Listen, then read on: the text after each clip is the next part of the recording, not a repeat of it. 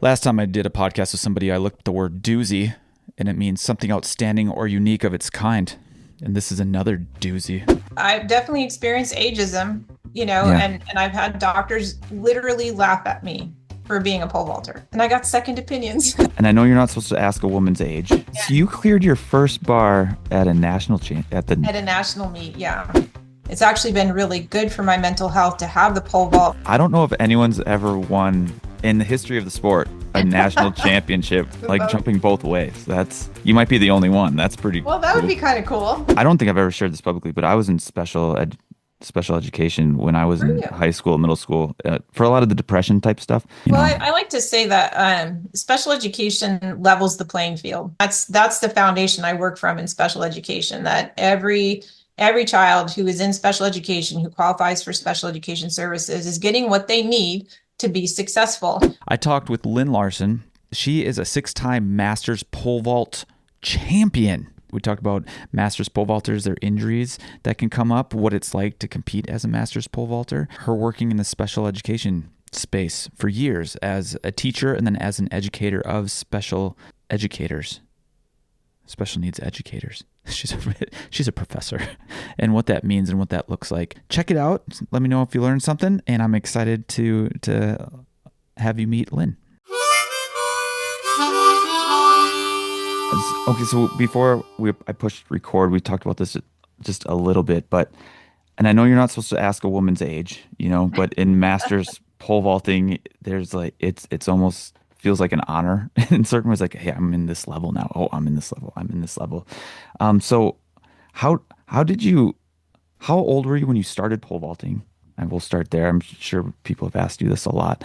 And then like what was the reasoning for trying this sport out of all the sports out there? Right. So I'm 57 and I started pole vaulting. My very first pole vaulting lesson. I had just turned 50. And I turned 50 in February. And then that spring, I decided to give pole vaulting a try. And I was a track athlete in high school. So I did sprints, and I did long jump and high jump, but I'm old enough. We didn't have pole vaulting for women. I graduated high school in 1986. So we didn't have pole vaulting for women. The Olympics, I don't even think they had pole vaulting for women at the Olympics until 90 or 94 or something like that. So Yeah, I think it was that 2000 with Stacy Dragilo, which is Okay, well, there you crazy. go. Yeah. Yeah, so definitely no pole vaulting. I think I would have tried that in high school, to be honest with you, because I loved the field events and did pretty well at long jump and high jump. And so when I turned 50, I was like, well, am I going to have a midlife crisis or am I going to do something productive and positive? So I had always enjoyed track. I had great memories about it. And I'm not really sure why I didn't try track in college. I went to a D4 school and I definitely could have been on the team. And I think I lacked a lot of confidence in myself back then. And I thought just, well, I'm not good enough. And so that's always kind of a regret that I have, that I didn't give track a try in college. But my daughter Hannah was a competitive gymnast, and then she transitioned to pole vaulting in high school. She heard them over the loudspeaker, hey, if you're a gymnast and you want to try a track sport, come out for pole vault. And we didn't know anything about the pole vault. Nobody in Yeah. our family had ever done it. And so she tried it, and she ended up coming in sixth for D4 in her senior year, jumping 9.6, I think was her PR. Wow. And had good, pretty good experiences with it. She tried being a track athlete for a year in college, but she was an engineering major. So there just, Okay. wasn't enough time to do travel meets and study for all the tests that she had. So, but yeah, when I started looking into track, when I turned 50, I saw that they had pole vaulting for women. And I'm like, well, that's interesting. And so I contacted her club coach from high school and said, hey, how about giving this old lady a try? And he's like, yeah, I've coached a couple masters athletes before, coming out, give it a try. And at that point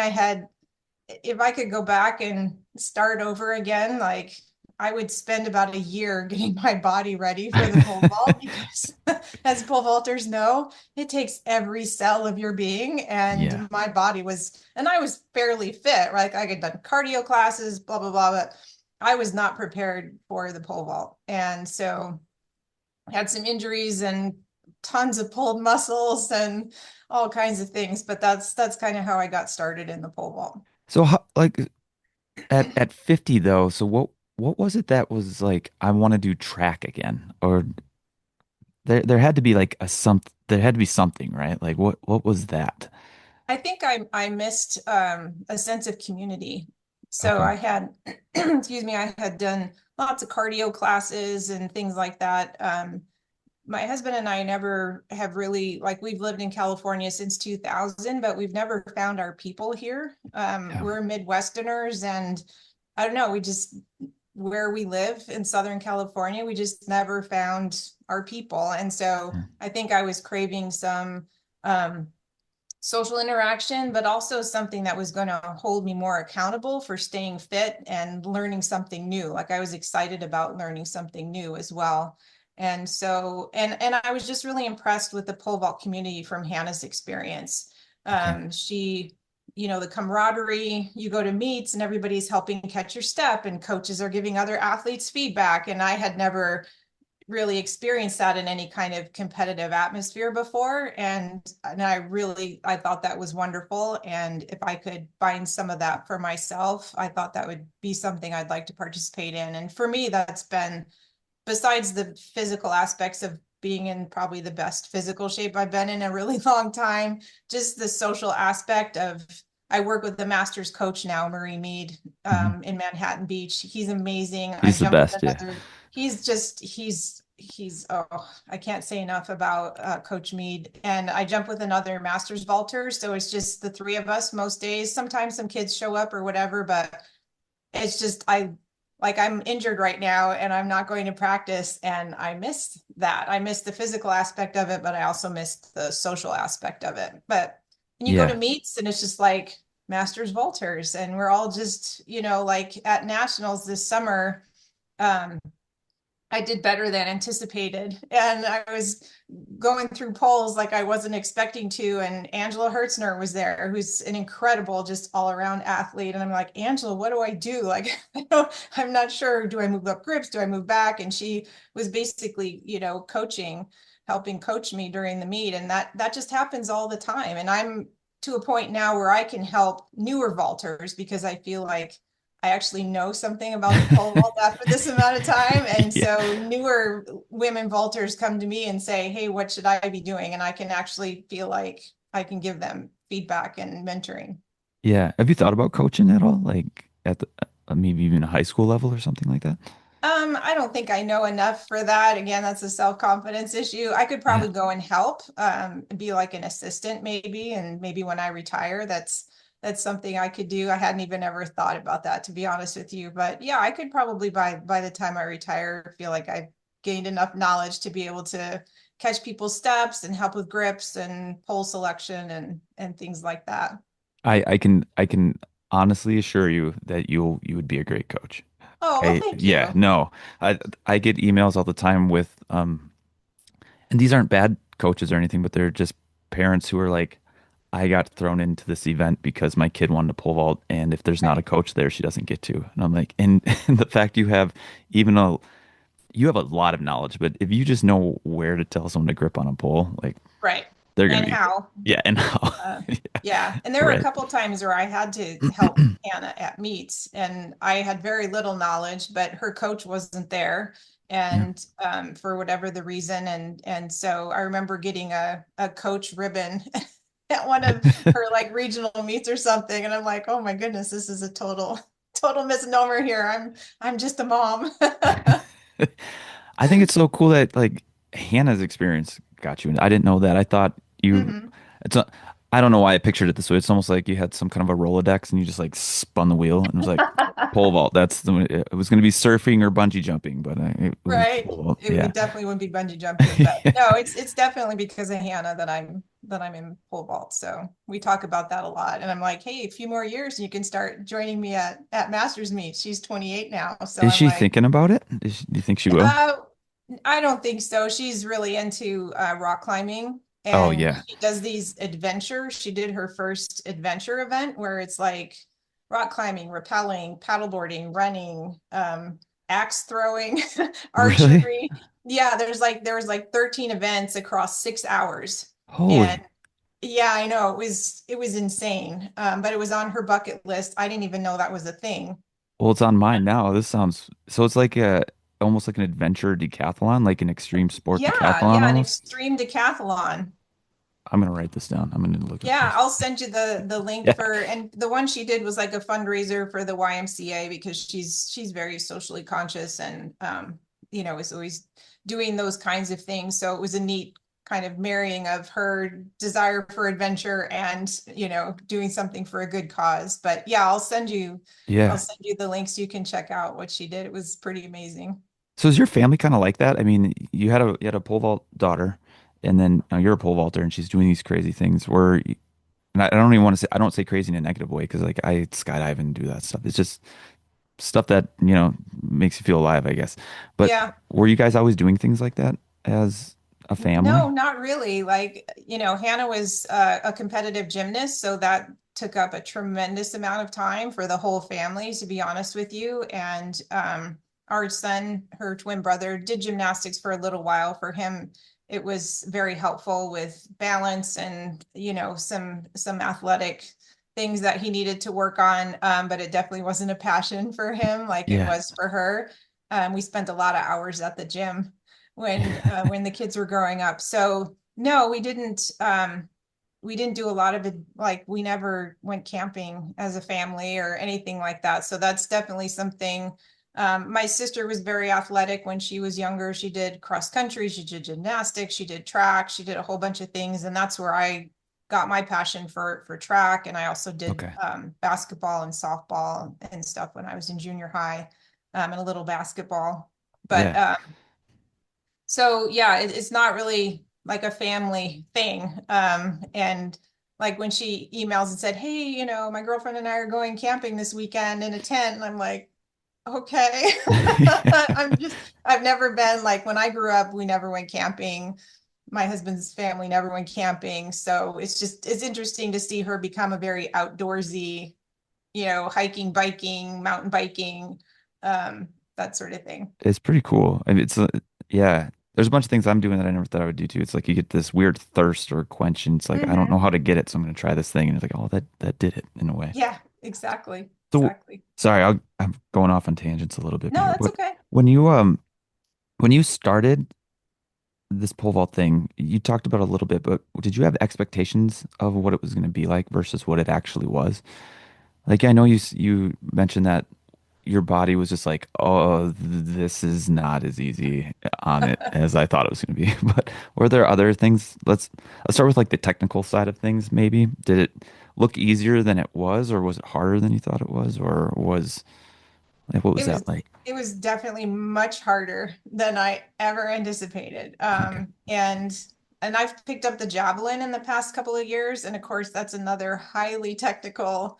It looks like you run up and you chuck a piece of metal, right? Well, that Right. can be further from the truth. It's just as technically difficult, I think, as the pole vault. And um, so I think if I had known how, again, I would have spent a lot more time just preparing my body for the pole vault. And um I learned, like, I had Coach Livio in Corona, who's a great coach, and he was very helpful and patient. And I learned a lot from him and from the other kids who were jumping there and so on. And like I mentioned, I'm very grateful to have a master's environment for where I am now as a pole vaulter. But I had no idea, and well, maybe a little bit of an idea just because of Hannah. Yeah. I could see the kinds of things she was working on, and I would sit at practices with her, and I could hear what the coach was saying. And of course, I wasn't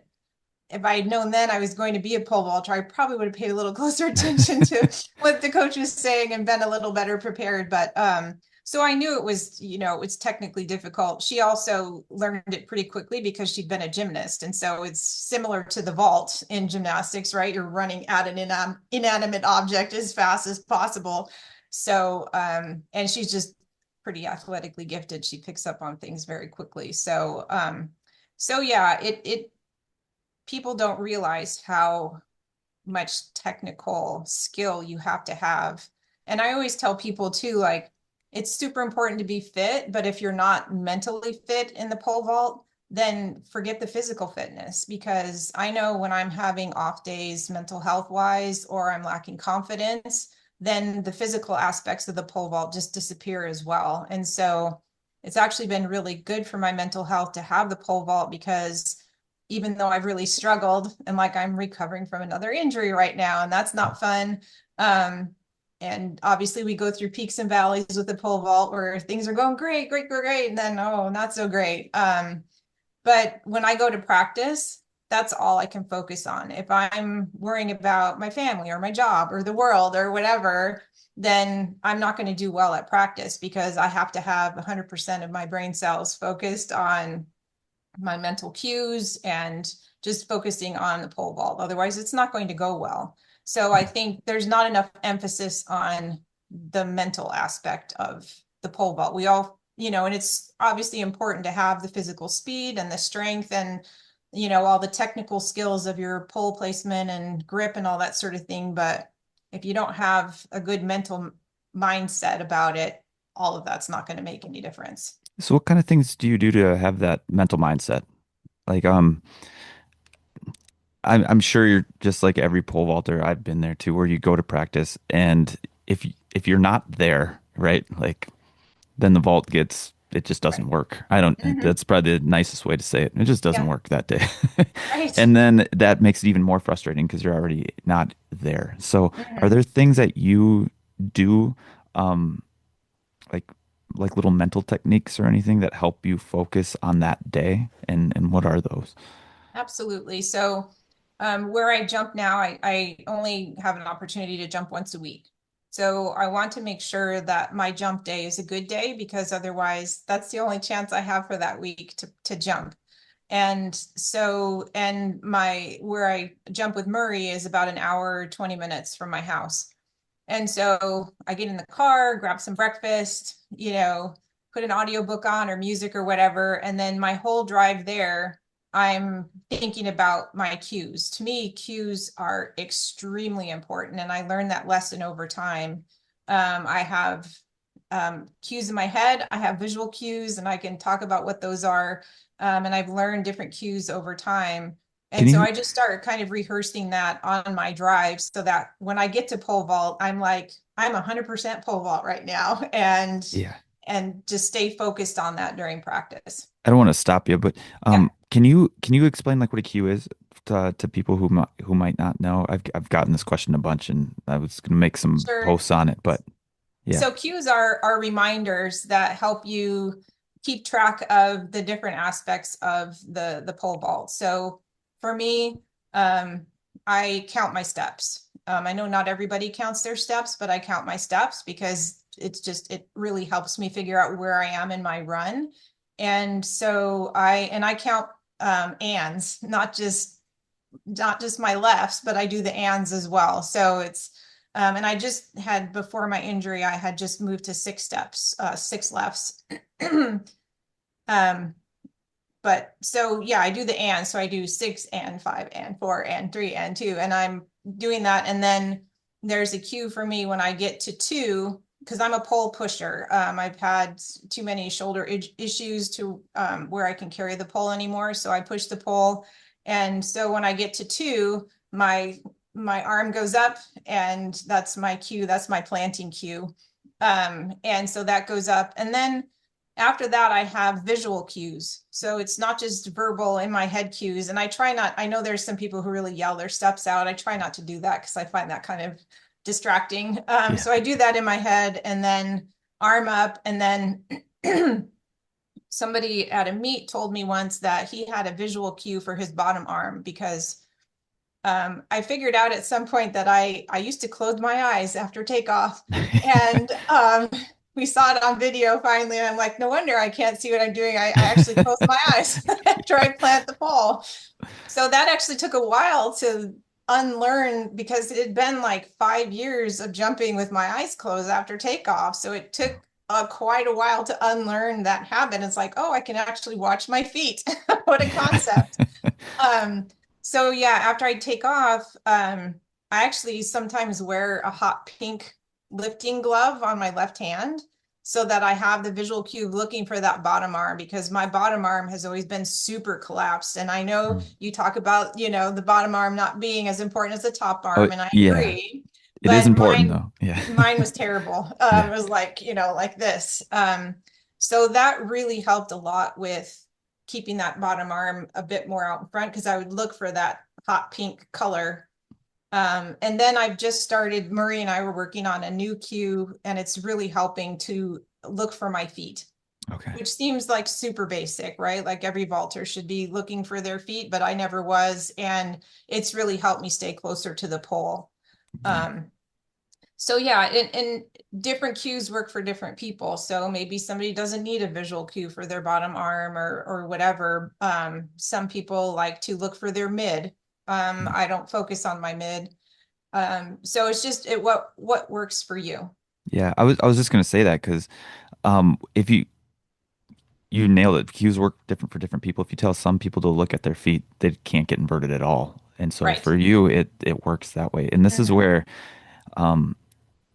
especially online, it gets hard. It's what I do. If you're like, try this, and then all of a sudden you get people, this doesn't work. Was like, and I've learned over time that I've just learned this doesn't work for you, but you might not be there yet. So yeah, the cue thing is interesting. I had one coach tell me, my coach, she focused on all five senses, and she put a cue into each one based on what kind of Oh yeah. athlete you were. Hmm. And some people she called them feelers. Some people are feelers, some people are seers, and some Hmm. people like to hear things, and some people have this like internal rhythm, you know. And so if she could pinpoint what type of athlete that was, that kind of helped her go into this bag of cues for that athlete, which was I Hmm. always thought was pretty cool. Well, and Yeah, I learned there was an unintentional cue that I found helps as well. I was watching. I have some of my best meets at the pole vault summit. Um, just every there's year, I'm not people. sure. It's Yeah, just an it's the amazing energy. Yeah, environment, and yeah, it's the energy and just that point in my training cycle, I guess. But I've always had really good meets there. Some of my best meets, and what I found out is that at those meets, um, Murray's there, which is always it's I always obviously do better when I have a coach there who can, know me and help me, which I often don't have at my master's meets just because they're all over. But when I'm starting to invert, I hear Murray in the background go up or something like that. Like he just yells at me to, and subconsciously I've seen it give me like that little extra boost. And so I started looking back at videos of my meets where he was there, and that's what he was doing. Like he was encouraging, like really yelling out to give me that extra boost over the bar. And I tried that at the Oregon Senior Games. There was a really cool coach and his athletes I was like the only vaulter. So it was this coach and two of his athletes, and they were like the nicest people in the world. And I was struggling a little bit, and I said, my coach does this thing, and they're like, "Oh, we can totally do that." And I ended up getting that's over the awesome. bar. So that's another cue I have to add to my toolkit if I'm struggling to have somebody yell at me as I'm going Yeah, over the bar. absolutely. I haven't heard that one before. I'll have to add it to my Yeah, toolkit too. yeah, that's a new one. So you're a five, is that correct? Five times Masters champion or Six, six now? actually. Six. I Six forgot now, to add yeah. this year. That's wild. And okay, so to me, this is one of the most interesting things that have happened. And we've been talking about this the last couple of years, but you hurt your right shoulder and you switched to be a left-handed pole vaulter for a while. And Yeah. even though, and and I'm not a doctor, and I felt weird even telling you this. I just shared my experience, but I was like, you had a doctor telling you not to pole vault anymore. Mhm. And but from what it sounded like, even talking here, you needed this tribe and this community, and there was more positives than a hurt shoulder. Is that fair to say? Yeah, it is. And I've had a couple of doctors tell me Yeah. that I should quit the pole vault, and I got second opinions. Yeah. So it's like, these are all injuries. I've had two rotator cuff mild tears. I've had a labral tear. Are these I've before had pole vault though? Or some of them, or are they all do two pole vault? all they're all due to pole vault. Okay, I was just checking. I didn't know. Yeah. I developed frozen shoulder a couple months after, but I'm also, menopausal. And so a lot of these things are also related to what happens to the body, the woman's body when you go through menopause, which I'm learning more about over time. The frozen shoulder was most likely just due to menopause, not due to pole vault. But so yeah, I was jumping so well. About a year and a half ago, I had cleared 8.6, which was my PR, and I was like on the biggest pole. I was on a 12-foot pole, and I just was doing extremely well. I felt super strong in the pole vault and very confident. And then I started getting this nagging shoulder thing, and I knew what it was because I had a rotator cuff issue before. So yeah, I was forced to take some time off, and it was taking longer to heal. And so I talked with Murray and I said, how about we just switch? And I just switched takeoff, and so it's the other shoulder that's getting the brunt rather than the one that's not feeling good. And he's like, yeah, sure. Kudos to him too, didn't Yeah. blink an eye, just said, yeah, let's give that a try. And the first practice, I cleared 6 feet, switching. That's wild.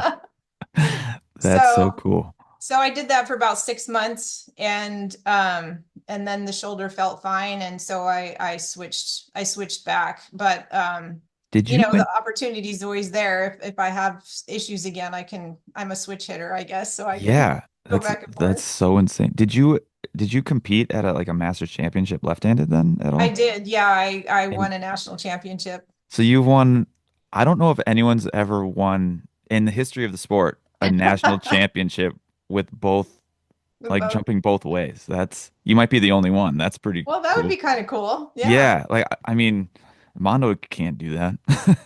Maybe he could. We'll throw it I'll out to have to him. have a chat with Mondo about, Yeah.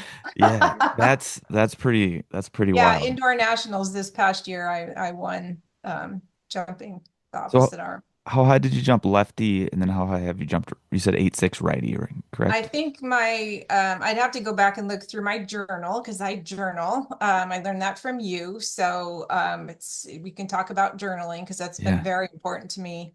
I'm thinking 7.6.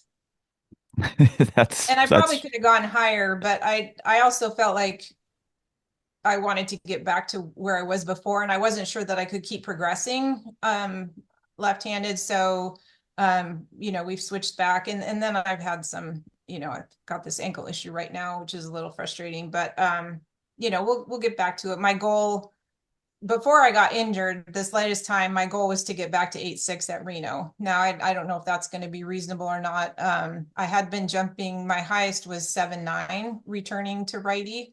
wow. So I think 8 feet's probably reasonable given the time frame I have right now for recuperating. Yeah, that's so crazy.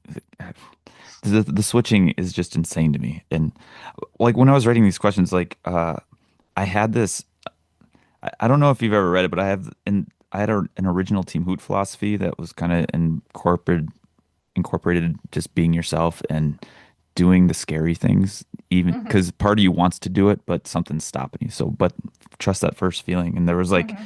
this line in there that made me think of you, which was like, we may be safe in the conventional, but that's not how we're meant to live. And that's what I thought of when you were like, that first time you reached out and it's like, have you ever had any shoulder issues? And then I had the exact Hmm. same thing. I had a doctor tell me I'd never pole vault again. And Yeah. um, I got a second opinion. They said the same thing. It was either the third or fourth opinion. And then I went to a Minnesota twin surgeon, guy who works on shoulders. And Okay. Yeah. he was the guy who was like, oh yeah, you won't be pole vaulting a PR this year, but you'll be Right. pole vaulting high.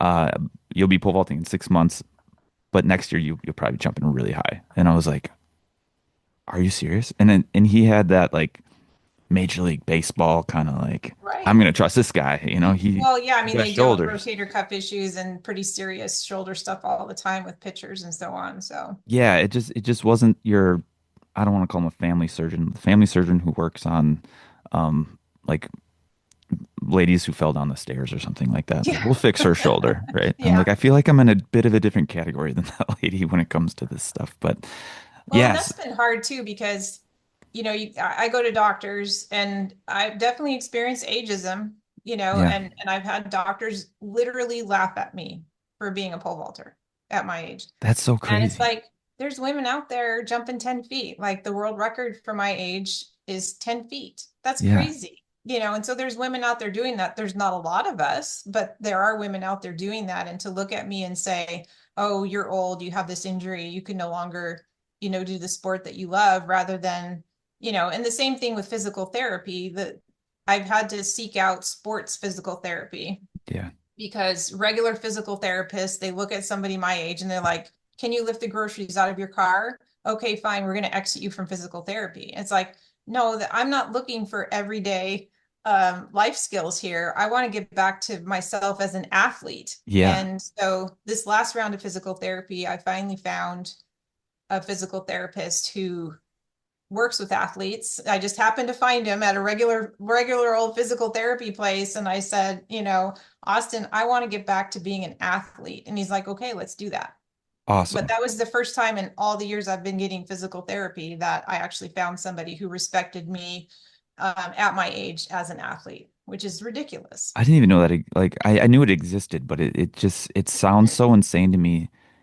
So my background's like biomechanics and exercise physiology, and I got my education or my undergrad in education, so like a lot of this Mm-hmm. stuff, but they were always talking about the obesity epidemic and how to keep people fit. And if the standard is to lift your groceries out of your car, that's insane. Like if why not throw some fuel on the fire of somebody who wants to do more like that? Exactly. If I want to Yeah. be an athlete and I want to get back to who I was as an athlete, then, you should walk along with me on that journey, Yeah. not shut it down. I wonder what they would have said to, you've probably heard stories like Grandpa Bell. He was like 90 years old still Yeah. pole vaulting. Like I wonder, yeah, I don't know. That whole Yeah. There was world, a 78-year-old woman vaulting at the meet I was at recently. And, there's Flo Milers out there. She's vaulting at 90 she's the plus, best. Yeah. and, and there's regularly women and, very very old who are out there pole vaulting, like they're jumping 3 to 3 feet, but they're still running down the runway with a pole in their hands and getting over a bar. So Yeah. um, the ageism thing has just been very, when I hear it, I'm just like, okay, I'm not dealing with you anymore. I'm Yeah, moving that's on to somebody else it's because a if you don't quick respect me, who I am, yeah, I'm out of here. yeah. I wish I would have known that earlier in life that you don't have to, I don't know. Maybe you felt this too, but it's like when you were a kid, it was like doctors, you listen no matter what, they have this experience, Hmm. or therapists or whoever else. And Right. it's, I don't know. I still get a little messy in that sometimes where you're like, am I just being difficult right now? Because they do have information I don't have. They went to school for a long time, but there's like this feeling you get when they don't feel like they see you. You trust your gut. You really need Yeah, to trust your gut. When you're sitting there feeling uncomfortable, then that's not the right venue for, the information you're seeking. that's probably the best way to say that. And for coaches too, I would imagine because I get a lot of Yeah, those. Like if a absolutely. coach doesn't fit, find a Hmm. find a coach that does. Um, oh man. Hey, I should have asked this before. I screwed up, but like can how much time do I have? Do you have to be I'm somewhere? good. No, Okay. you're saving me from housework at this point. You're saving me from housework too. So this is perfect. Talk Um, as long as you want. yeah. So I'm gonna stay on pole vault just for a little bit longer, and then Mhm. if you're comfortable with it, I'd like to talk about like what you do outside of pole vault, Yep. and maybe a little bit as a parent since I'm kind of wrestling with that constantly too. Yeah, Um, absolutely. but for pole vaulting, what do you feel like the sport like gives you most? And I'm trying not to add more onto that question. Just Yeah. kind of let it sit there. Like what is it that keeps drawing you to it and keeping you in it? And what do you think that other people could get from that too? I think, like I mentioned before, it's one of the few things I've ever experienced in my life where it takes absolutely every single part of me. It takes every single muscle. Like there's not a muscle in your body that you don't use for the pole vault. It's just absolutely everything. It's your core. It's everything. So everything has to be physically in shape. And so that's motivation. Um, It's a little hard to be motivated to work out right now because I'm not jumping, but I'm doing the best I can. And I've developed my own workout plan, and I'm actually going to start working with my physical therapist. He's also a personal trainer on developing a plan, and that's been just on a slight tangent. Like that's been super difficult. I've been trying for years to find the right fit for me for a trainer to develop. I just want somebody to develop a plan that I can follow for the most part. But people don't understand pole vault. They don't understand the demands I have on my time outside of physical. Like there's my job's very demanding. And so there's just some days I just can't work out. Like I was planning to work out yesterday and I just didn't end up having the time. And by the time I did have the time, I was so exhausted, like it wouldn't have been worthwhile. Um, so so I'm gonna try get another plan, but like I swim twice a week. I do core and like resistance bands and light weights 2 days a week. I take a day off and then I normally have a jump day. So that's kind of a routine that's ended up working for me. Could I be stronger? You know, there's some elite masters athletes out there who are scarily in shape. Like zero body fat and I'm just not interested in that. Like that's and I don't have time to train that much either Yeah. right now. And even if I did, I wouldn't, that's just not who I am or what I want to look like or anything. And kudos to them. They're breaking world records and doing incredible things. So there's different levels of masters athletes, just like there are regular athletes. You know, you go to meets and there's certain folks who are really trying really hard to break world records and training amazingly hard to be able to do that. And I have the utmost respect for them. I'm I'm more of a somewhat casual, not really. Obviously, I want to win and I want to do well and I work hard at it, but there's just a different level of commitment, I guess. Well, there's some people chasing the world records, right? And that's a whole different thing. And then there's mm, it reminds me of high school too. Then there's some kids who just want to come and hang out with their friends and they don't really care even that yeah, they're pole vaulting. They could be at a coffee shop. It doesn't matter, but their friends are pole vaulting, right. so they're at a pole vault place. Yeah. So like for you, is it primarily, again, I don't want to put words in your mouth, but is it that I have this fitness thing that you've talked about that it helps you with. It helps your mind stay focused, so it helps with the physical side of things, the mental health side of things, and then I think the third thing was you were struggling to find a tribe in California, and these are your people, right? You found like your Yeah. people. I mean, for me, the pole vault satisfies so many different things. It's motivating physically to be physically fit and to have to do all these things to be physically fit enough to do well in the pole vault and not get injured. Yeah, And then the mental health aspect of it where I have time each week where I can just focus on something, and it deserves all of my attention. It has to have all of my attention and I can just kind of tune out for a couple of hours, and that's really important. And then yeah, the community aspect, like I go to meets and I'm hanging out with pole vault people and now I'm hanging out with javelin people as well. Like I'm getting to know the women javelin throwers and they're all super friendly and nice too. Like that's it's a similar community. They're giving us feedback and we're helping each other, we're cheering each other on. So it's been nice to see that it's not just the pole vault, like there's other track events as well where people are there willing to help each other and we just all want everybody to do their best. So I think I hope everyone who participates in pole vault has an opportunity to have that kind of environment where it is a friendship group and beneficial and helpful, so that they enjoy the pole vault and enjoy the experience. yeah.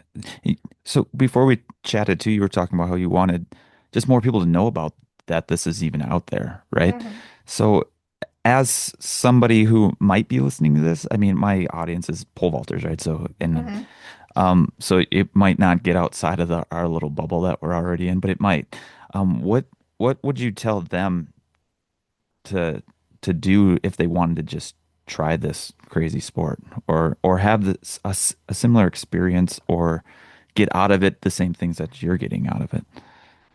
So I think just track in general, there's a lot of masters track clubs across the United States. So you'd want to start off with USATF Masters. There's, pretty good information on there. Start seeing what meets are available, because if you go to a meet, then you meet people who are involved in track in that area and so on and get to know that community. I think that the best thing in terms of pole vault, because obviously it's difficult to get started in pole vault if you don't have a club nearby. And Yeah. so I always use your club list, and that's on your Team Hoot website. And so when I travel, I look for a club that's in the area, and I've been able to work out in Michigan and Texas, for example. I found clubs and they're fantastic. Yeah. Landon Athletics in Southern Michigan. I've been there a couple of times now. I go to Michigan a couple every other year for different things, and he's amazing. And he has this beautiful indoor facility, and he's just a super nice guy. And I just show up. I call him in advance. I say, "Hey, I'm going to be here." He's like, "Yeah, come on, come out and do a practice session." And um, same thing with Texas. There's a number of clubs there, and I've jumped there, and the same thing. They just come on out, let's have fun, and we want you to come get a jump session in. So I think that's a testament to the pole vault community. And Yeah. so you need to look on that list, see what clubs are in your area, see what's nearby, and just contact the person running the club and see if you can come out and do a jump session and give it a try. Yeah. Yeah, I always push people to a club first. That one, they have the Mhm. poles, they have the facility, and then they have a knowledgeable Exactly. coach who's not gonna get you hurt, right? Yeah. Yeah, And it's important to get it, if you have a club nearby, to start with that. yeah. Um, do you I don't know. The pole vault community, I keep trying to put it into words always, and it's always hard, but it it does feel like to me, and maybe it does to you too. It's like you're at a family get together where you don't, Hmm. it's so big that it's small, but it's like you're at a Thanksgiving dinner and everybody shows up, Yeah. but there's a bunch of people you don't know, but you know you're all related somehow, and Right, so you right. hug them and accept them anyways, and Yeah. that's always kind of what it feels like. And I've slept on a lot of couches of people I didn't know, but you felt like you know them, Hmm. traveling the pole vault space. And it what's really cool is I for a long time I almost thought that was just an elite pole vault experience, and Hmm. then you kind of learn that the masters vaulters and the high school kids and everyone has that same experience. You just show up to a meet and you're like, oh, you run with a stick and jump over another stick. All right, Yeah. we're cool. Hey, fist Let's rock bump. and roll. Yeah, which is Yeah. the coolest tribe I think in that you found and I found too. And to me, that's what's the most special about it. Like the technique stuff's cool, the all the other stuff's cool, but it's like I don't know. I can never put my finger on exactly what it is, but it just feels like you can be yourself in this sport, Oh, which is the absolutely. And best. and I have pole vaulting friends all over the country now. I've met them at meets. Most of the masters meets are all over the place. And so you get creative with flying with poles, and Yeah. that sort of, putting poles on different rental vehicles, trying to sort you just Yeah. flew across the country, and now you got to figure out how to get your poles on the rental car. Um, Without letting the rental company see you with the poles, probably. exactly. Yeah, exactly. Yeah. So yeah, it's just an amazing community, and now those people are my friends. Like, we've connected on social media, and Jennifer just had another grandbaby. That's Yeah. fantastic. We get to share in each other's lives, and then we connect up in person and go out to dinner at meets and things like that. And so it's nice to have that. It's important to me to have that community. Yeah. I'll just ask you two more questions on this side. Do you think so you're a professor and I would imagine pretty logical and analytical and I'm wired that way too. Do you think pole vault attracts those types of people or have you seen just a smorgasbord of everything? I think there's a lot of technical experts in pole vault. You see everybody and the different ways that they warm up and count their steps and all those kinds of things. And so, but there's also it's just everybody, Yeah. and anybody who wants to run with a stick to jump over a stick, Yeah. and yeah, I'm a very detail oriented person. I'm also a big picture thinker, creative thinker, and I'm doing okay. Yeah. So I don't think you have to be one certain kind of person. You just have to have the willingness to work hard and be physically fit and focus mentally on what you're doing. And I think, again, we keep talking about it, but it's like that 100% buy-in. Yeah. If you don't have that, it's not going to work. And so and figuring out what that looks like for you, like we talked about with different cues and Yeah. things like that. And oh, and we were going to talk about journaling. Oh yeah. So for me, especially with menopause brain fog, it's been super important to write things down after every practice. So for me, journaling, um, I'm like not a meditative journaling kind of person, but for me, I have a journal where I keep track of the date, whether it was pole vault or javelin, and then where my steps were, what pole I was using, what the weather was like, because that can greatly impact, if I looked at it and it's like, oh, why was I starting from 49 instead of 52? Well, that's because there was a headwind Yeah. and, and it was cold and so on. So it's really important for me to note the weather. And then, if we did bungee work, bar work, any cues that we talked about. And I go back and review my journal regularly. And especially when I'm coming back from injury and I haven't jumped for a few weeks, I definitely go back and see where I was and realize I'm not going to be right back to that. Yeah. I have to be patient and build back up again. But and it's just always good to see the progression over time. Like I did a graph of my of my jumps, the heights, Yeah. because I was feeling pretty discouraged. And there was actually like a serious progression upward Yeah. from where I started. And it was really encouraging to see that and say, yeah, I have made pretty good growth over time. Yeah. That was actually the most helpful for me too, because I don't know about you, but I wrestle with like negative self-talk a lot. Oh, And yeah, yeah. I'm sure we're the same page. So that's Broken always record. almost, yeah, that's almost like the first battle is like, okay, how do I, calm that down? And meditation's helped a lot for me with that, but that's a different conversation. But um what I saw was over time in my journal, it got nicer as I was working on negative or reducing Right. negative self-talk. And so there was more information about the data that happened in my jump instead of like, you're a piece of shit. You shouldn't even be pole Yeah. vaulting. How are you holding on that pole? Oh, you're on a smaller pole than you were 2 weeks ago. What's going like Hmm. all that garbage. I have little unhappy faces That's a occasionally in my nicer way of journal. doing it. Yeah, yeah, Mine's just the worst words you could ever imagine Oh that even a no. sailor would blush probably. Oh Um, dear. no, yeah, but it was cool to see that progression too, as like, Hmm. okay, the the vault's getting better, and probably because the mental state of my practices have been getting better too, because I've been, The internal conversations yeah, are and we talked about this right at the beginning, is like, and I always joke that pole vault's 80% mental and the rest is in your head, but it really feels like it starts there. You hmm can't force a good practice because you feel good. It just never, right. it never seems to work that way. It's almost like, okay, It doesn't. what's my When you thought go in process? like I'm gonna have a good practice today, then it tends to suck. Yeah. And so you just have to go in and how I'm feeling, how the weather, Yeah. whatever else is going on. And you just have to do the best you can given the circumstances.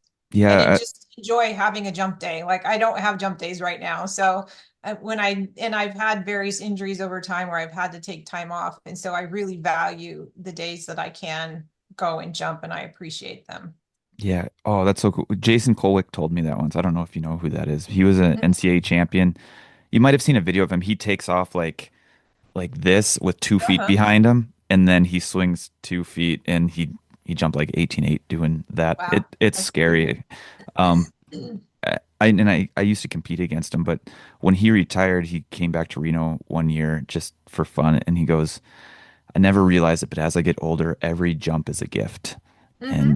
And I that stuck with me because I was like, yeah, Yep. it all kind of ends sometimes. Just like every cool thing in life, everyone graduates high school and they're like, oh, we'll still be friends, but that Hmm. phase really it doesn't really stay that way. Like Yeah. that it's a closed door. And pole vaulting in your athletic career is kind of the same way. And being a parent, your kids move out, and Hmm. that's probably the same type of thing. And then yeah, it's like if you can sit in that everything is a gift. It does help even practices like It even if they're does. like hey, it's raining today, but this is a gift. I get to pole vault one day. I won't even get to pole vault Exactly. in the rain.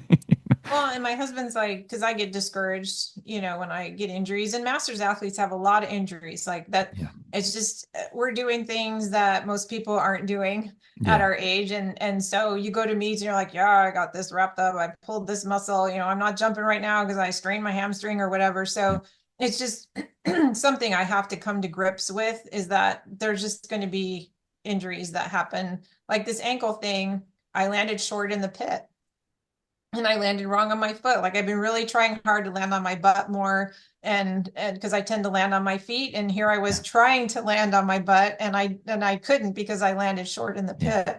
pit. So it's just a matter of okay, those things are going to happen. And my husband's always like, you're in this for the long haul. Like we're committed, and he's like my biggest fan. Yeah. That's so And has cool. been so encouraging, and it's a pretty crazy sport Yeah. for somebody to take up at my age, and I travel for meets and things like that. And he's just an amazing support system. And he just keeps reminding me, you're in this for the long haul. Like you've been doing this since you were 50. And so, just be patient, which I'm not I like a know. lot of things, but I'm not patient. Yeah. So I want to get things done. Yeah. I want to get back to it. And so yeah, it's just and when I'm not jumping, I miss all the things that I love about Yeah. pole vault. So Do you ever go to practice even if you can't jump just to hang out or anything like that? no, No. no, I was that, just that curious. hurts too much. It hurts. Yeah. I was And I just would I was just probably do wondering. something I shouldn't, so Yeah. I don't go.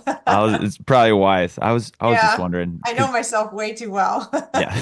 I'd start doing drills or something and I set myself back. Yeah. Like this current injury, like I thought I was doing well. I felt pretty good. And so I signed up for the Vegas senior games and I went, and that was just like a huge mistake. Like I don't know what I was thinking. And so I've set myself back a couple of weeks because I kind of re-injured it. And um but that's just the eagerness to, I get back. And I even get it. 57-year-old women can make poor life choices. Yeah, we'll call them learning experiences, right? Learn, yeah, yeah. I did the same thing. I sprained my ankle before a US championships, and I just PR'd a few weeks before I sprained it, and I was like, I'm gonna go to US championships anyways, and then Hmm. ended up no hiding at the meet, and then I got to watch the everyone else jump really Yeah, well, and that was a time, where you're an elite pole vaulter and you don't have any money anyways, and you're like, I just spent right. $3,000 to travel to the other side of the country. What was I thinking? This was stupid. Yeah, I mean, Learning I experience, I guess. traveled to Vegas and I'm like, what am I doing? Yeah, So I had the same thing. hopefully I'll learn from this and not do that again, but we'll see. Yeah, I feel like I just need to put this in here, but like Ashton Eaton once told me it's better to be 80% healthy than 100% and hurt, and that Yeah. really stuck with me too. Is Hmm. it gave me permission to chill out a little bit, Yeah. where you felt like I have to go. I have to go. I have to keep going. You're like, okay. Because I was always hurt because I was overtraining all the time. I had a similar experience where something was always bugging me, but it was like, was Hmm. not bugging me enough to slow me down too much. I just need to push a little harder, which again is a Yeah. problem that you can Counterintuitive, run but into. yeah. Yeah. Do you have a favorite moment in the sport? Like if, as I asked that, is one just pops right into your head, like that's a pretty magical moment that came together. Um, there's a couple actually. Because the sport has given me more than a few things that I'll never forget. So my very first pole vault meet was the National Senior Games back in 2019, and it wasn't supposed to be my very first pole vault meet. But my qualifying meet had been canceled because of brush fires. The air quality was too bad, and they weren't going to put a bunch of senior athletes out in this horrible. So they just advanced everybody from my qualifying meet to the national games. And so here I am. I had brand new pole vaulter. I look back at that meet and I had no idea what I was doing. Like I had no idea how to adjust my run, my grip. I didn't have a coach there. And I ended up winning the gold medal. That's crazy. And my main competition, um, well, I'm just going to try to discredit my accomplishment, so I'm not going to go there. But anyway, I won the gold medal. At that meet, I was the best jumper in my age group for the day, Yeah. and my goal was to clear bar and there were three women in my age group at the meet that year. And so my goal had been just to clear a bar. 'Cause if I cleared a bar, I got a medal. And I'll never forget. It makes me a little emotional just thinking about it. But the first bar I cleared, I just sat in the pit and I thought I was just going to burst out crying because it had been a real complicated journey to get there because of my qualifying meet. I had sprained my ankle Yeah. and stuff. And so just to have all that hard work pay off to clearing my first bar in a meet, I'll never, and then to end up winning the gold medal was, pretty crazy. Wait, so you cleared your first bar at a at the At a national meet. Yeah. Yeah. It's pretty crazy. that is wild. You Yeah. might be the first person to do that too. I don't know. It's all these first checks. Yeah. That's so crazy. So, and Wow. then other memorable things are, like I treasure PRs, which I'm sure Yeah. most vaulters do, but, in my first national championship, that was a huge deal for me. I had worked so hard to get to that, and it was a strong competition. Like I had some really decent, really good competition.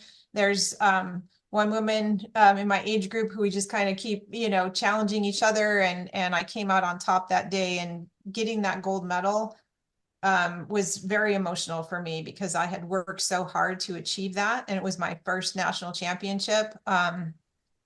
And then the others were at the pole vault summit. It's just such an amazing environment. My first pole vault summit, I triple PR'd, and I'll never forget that. And then just each time I go to a pole vault summit, I tend to PR, and so to do that in that environment is Yeah. just something super special. So, but lots of moments along the way, and just the people that you meet and them celebrating your accomplishments with you, and me celebrating their accomplishments, and it's just given a lot to me.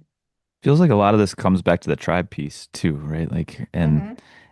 but also, I mean, you've said it so perfectly. It's like the internal kind of work that you're putting into this, and Hmm. then like the tribe to help support that internal work, which is just this kind of beautiful growth. And you can see it Right. on your face. It's just this sport is, Gives me a lot of joy. yeah, it lights you up. It's pretty Hmm. neat. Um, okay. So outside of pole vault, I mean, I tried to look up a little bit, but it said your family were both educators too, because you're a professor. It's changed over the years a little bit, right? Like you're a professor in Yeah, education, and then you worked, or you still doing special education too? I do. Yeah. Right. So I started off my career as a middle and high school special education teacher. Okay. And and then when our twins were 3 months old, I decided what a great time to start a doctoral program. Yeah. Um, yeah. So I mean, there are a lot of reasons why that happened. My husband was starting a postdoc at the University of Maryland, and it honestly was either put the kids in full-time daycare because I would be teaching. So they would have to go into daycare while he was working and I was teaching, or I go to grad school and I'm home with them during the day, and then he can be home with them in the evenings when I'm going to class. So it was a very purposeful choice about how we wanted our family structure to be and how we wanted to raise our kids. And it was tough. Like we were in Maryland, we didn't know anybody. It was just the two of us. We didn't have any help or support around, but we did it because we knew that's what we wanted for our kids. So finished my doctorate in 2003, and then got a job as a full-time professor in special ed in 2004. And so I've Okay. been in higher ed doing different things ever since 2004, including a couple of years working for the state of California in higher education, and then got back into the university setting here just in August. That's awesome.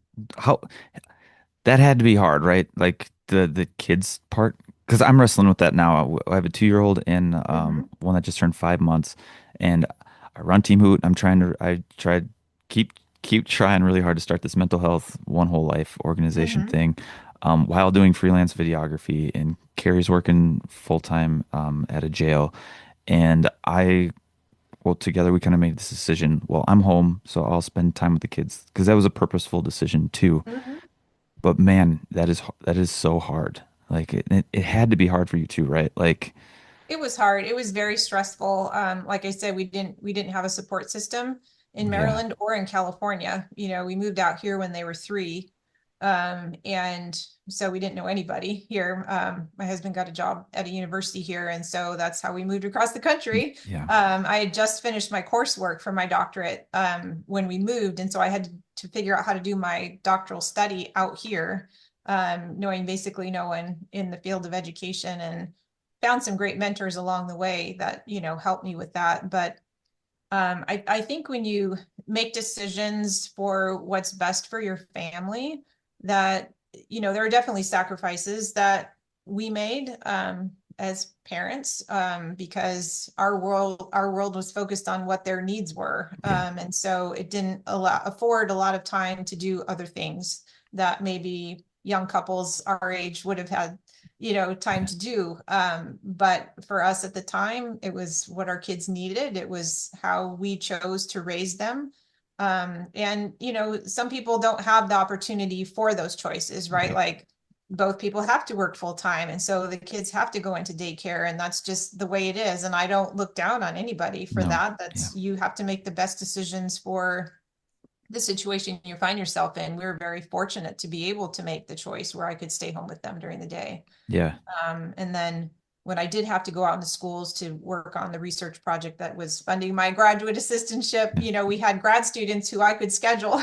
They would come and Yeah. babysit for us. So, you know, it was a nice situation that way. But you know, you have to make choices in life. We chose to have kids, you know, Yeah. and we went through quite a bit. We had to go through IVF to have our kids. And so that process and the struggles Yeah. we had to have children, you know, we just wanted to be able to provide the best we could for them. And that's how we made decisions about our lives and, you know, daycare and all those kinds of things. That sounds so special though. Like you guys got to do that. Mhm. Was was it hard staying present though with it sounds like you had so much going on, right? You had I did grad school and after my master's I was like, I'm never coming back here. This is done. Yeah. Like I'm out of here forever.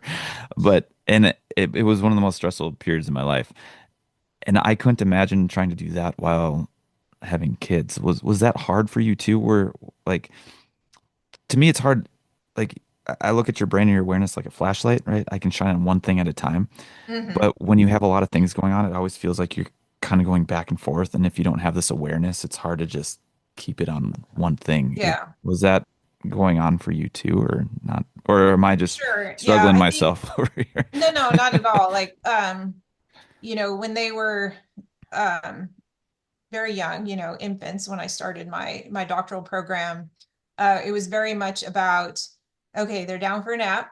Yeah. So I've got an hour Yeah. to get some homework done. And so I'm going to do that. And then things like housework just waited till the weekend, Mhm. you know, and you had to be okay with that. Like, we're just going to chuck the dishes in the dishwasher and Yeah. then run the vacuum and stuff on the weekend because there's simply no time for that during the week. And finding opportunities to be present with your kids whenever they make themselves available. Yeah. So, um, you know, my husband would read to them every single night, and because I was at class, and so he would feed them dinner, play with them, and then read to them every night, get them ready for bed. And so you establish a routine. But like I said, you find opportunities to be present, and you just become great at multitasking and finding opportunities to get things done when it's nap time, or because we always put them down for a nap at the same time, whether they slept or not, because they were in the same room. They tended to just talk and, you know, play or whatever. That was totally fine, but they knew that was nap time, and then, you know, mom could go do some homework or whatever. So it's just about maximizing the time that you have available to get the things done that you need to get done. Yeah, I can relate to so much of what you're saying. Like, especially when you're like, okay, nap time's the time to do this, and early on, it still gets frustrating. Sometimes you're like, okay, I have maybe an hour. And if Mm-hmm. they sleep for 15 minutes or something, you're like, oh, I don't know where I'm going to find this time again to get this Yeah. in. Or do I just throw it away? And Mm-hmm. that's what's hard with like what I'm doing with Team Hoot and things. Cause it's like, if I don't water this plant, it's going to die. That's what it always feels like. And I don't Well, and know. you have to be, I think when you have young kids, you have to be flexible and work with those brief moments of time that you have available. Yeah. Because And I'd rather water my kids than I would Team Oh, Hoot. for That's where sure. I always come back to. It's like Hmm. I would let Team Hoot die 1,000 times over before I try and do anything that would hurt my kids, right? So Absolutely. And yeah, so it's a shift in terms of how do you do your adult stuff when yeah, you have kids stuff. And so you need to, figure out what your priorities are. And then, like I said, I became a pro at, okay, I've got 15 minutes. Okay, I'm taking stats right now. So I can get, maybe two or three of my stats problems done for my yeah, homework. And then, so it's just a matter of being able to shift gears really quickly when you have yeah, kids, because it's like, okay, 15 minutes, what can I do in 15? Oh, I can do a lot in 15 minutes, but you yeah. never really thought that way before you had kids. And Right. so it's just, You become pretty and efficient, right? you get really efficient. Yeah, Yeah, super efficient. And you just realize something's just got to go. Like, yeah, I got dishes in my sink. So what? yeah. Like, We'll get so paper what? plates We're next week. gonna have McDonald's tonight. That's totally fine. Like, Yeah. and just be comfortable with that. Yeah, I've kind of done um, so Amelia's at the age last year where she wanted to go to work with dad, which is essentially I just go downstairs and pack some books or something, Uh-huh. right? And so she hugged every book before she put it in the bag and Oh, she was like working with me. So that yeah, was pretty cool. absolutely. Yeah, now she likes taking the stickers out and putting them in there. Hey, what wristband did they get? And you go show her, and she goes up on the wall and takes one off. So, Oh, that's yeah, wonderful. That's that's been a way amazing. to kind of micromanage that a little bit. I went off a little tangent with parenting on there, but so let's go back to the work stuff. So with the special education, like what made you want to work in special education in the first place? Well, I originally wanted to be a meteorologist. Oh, really? That was like when I was growing up, I desperately wanted to be a meteorologist. Well, I grew up in Michigan and we had all kinds of weather. Well, now you Uh, still are with pole vault, right? Every pole vaulter knows what way the wind's going and what's yeah, exactly. Oh, yeah, very aware of that, for sure. But I wasn't a real strong math student, and so but my whole family's educators, and I think I wanted to be a meteorologist because my whole family were teachers, and it's yeah. like and I started teaching very early. Like I was a counselor for a girls club at my church. So it was kind of like Christian Girl Scouts, the Like Calvinettes like in in high school Michigan. you were doing that or Yeah, in high school. oh wow. And I started teaching. I'm also a flute player. So I started giving flute lessons in high school. And so I was teaching, I just didn't, and I was good at it. And I just didn't really want to, you know, be another teacher in the family because that's what everybody did kind of thing. Yeah. But got into college and started off as a flute performance major, actually. And but then it was those kinds of programs are very intense, especially for flute. There's so much competition, and I struggled a lot with anxiety, with performance anxiety, and music just wasn't fun anymore. I just wasn't really enjoying it. I didn't want to practice, and so switched to music minor, and then went into education, and was fully expecting to be the perfect kindergarten, first grade teacher. I had collected all kinds of children's books. I had this whole vision in my mind of, my reading corner with bean bags, the whole like Yeah. quintessential primary classroom. And then I had to do some field work for my program and ended up volunteering in a special education classroom and thought, okay, this is my jam. I'm really motivated. This is something I could be very passionate about. So ended up being a music, special ed, and elementary ed triple major. Wow. And had a really poor experience in student teaching and special ed, and so thought I wasn't going to go into that area.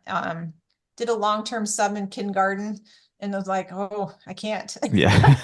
Not I for just me. can't. It almost did me in. Yeah. Um, and so the first job I found was teaching 7th through 12th special ed, self-contained classroom in the middle of rural Indiana. And absolutely loved it. Like it's totally my passion. Loved the high school drama, loved helping my students get ready for life after high school. Started a work-based community-based work program to get them some work experience out in the community, and just loved that whole thing. So that's kind of how I got into special ed. That's so cool. I had a similar experience. It sounds like my field experience in my student teaching made me not want to be in teaching. It was like, It's unfortunate, yeah. yeah, and then when I came back, I don't know if you had this experience or something similar, but it was almost like a rah-rah. We were in class, all these people went out. There's like 30 of us, and we all came back to the classroom and talked about the teacher and our experiences. Hmm. And like, does anybody who wants to be a teacher? And everyone's like, yeah. And they all raise their hand. And they're like, anyone do this and decide they didn't want to be a teacher? And I was like, Yeah. yeah. I was the only one with my hand up. I was like, Oh, shit. And they asked me about it. And I just, I remember saying, I love the teaching part. I didn't like the politics I saw while I was there. And I saw teachers who were only teaching for 3 years just burnt out on it. And hmm. I was like, this looks like something that could happen to me pretty quick here. And there's got to be a It way I does can keep, happen a lot. yeah, there's got to be a way I can keep teaching and doing the part I like to enjoy without having to do. There just seemed to be like 80% of the crap I didn't want to do, and then like the Yeah. 20% was like the fun stuff. And now I'm doing that with like Team Hoot and mental health Yeah, for and sure. blogs and all this other stuff. But Educating in different ways. yeah, and I think more people I just wish it felt okay that I didn't enjoy it. And in that classroom in that moment, I was just like, I need to And slither I out of wish here. we talked about that more in education because like I said, my special ed student teaching experience was terrible and I swore I'd never teach special ed because of that. And I just kind of found I needed a job and Yeah, that was the job that was available. But and I talk about that a lot in my higher ed teacher ed courses. Like good. we can learn as much from teachers that we don't want to be like as we can from teachers we do want to be like. Yeah, So you can go and observe teaching and say, okay, this is not who I want to be as a teacher. And so I can do different things to make sure that I'm not that kind of teacher. And so I've tried to normalize that as much as possible because I don't like your experience, my experience, like I almost didn't go into education yeah. because of that. And and I would have missed out on a pretty good career. So I do try and normalize that in my courses as much as possible. You sound like a really good teacher. Actually, I like hope so. someone I would have wanted to have.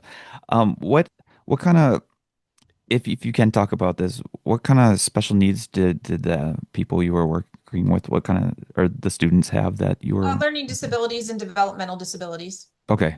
Hmm. Um, and I don't think I've ever shared this publicly, but I was in special education when I was Were in you? high school, middle school, for a lot of the depression type stuff.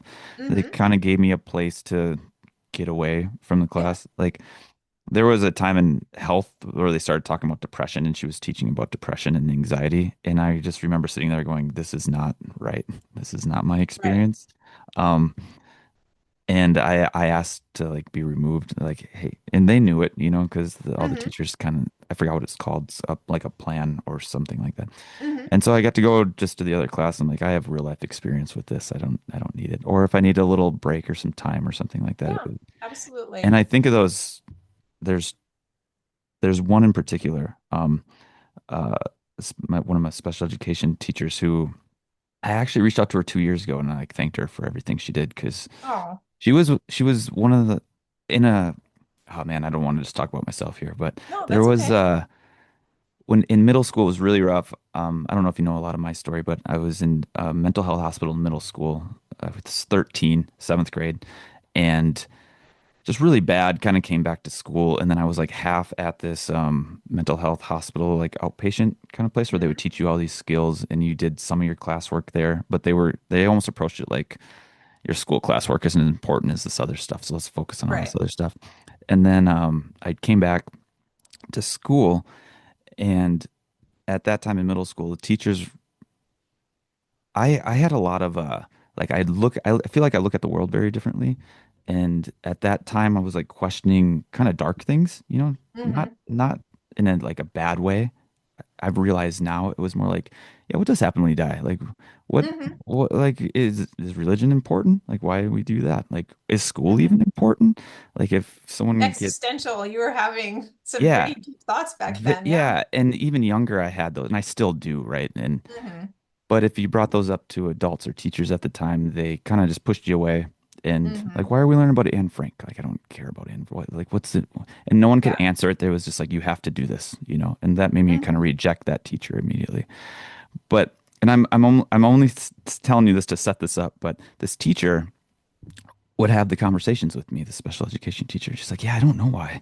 And she would just sit in that space with me and kind Mhm. of look into the void that I was looking into, that I still look into, and I just kind of see And this void that validate, invalidate. Yeah. validate the questions that you had and how you were feeling. Yeah. And Mhm. it stuck with me 20 years later. Like that's how powerful that was. And I could be goofy and I could feel like my silliness coming back out where it was felt like it was kind of kept pushing down to the point one day she's like, I'm going to see you on TV someday. You're going to be like on Saturday Night Live or something.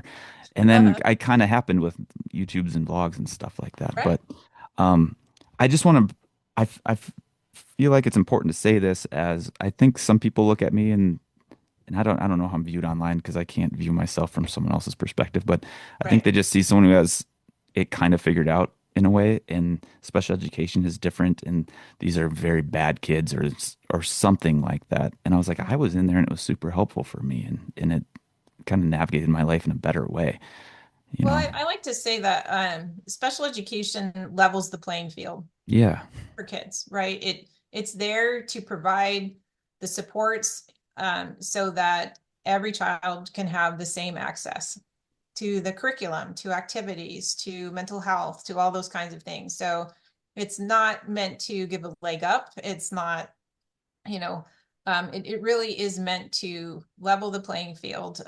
There's that picture of the kids standing at the fence, yeah, and equity is where they all the boxes are the same height, so everybody gets the same thing. But there's a child who's shorter, and so two of the kids can't see over the fence, but they all got the same thing, so they better be happy.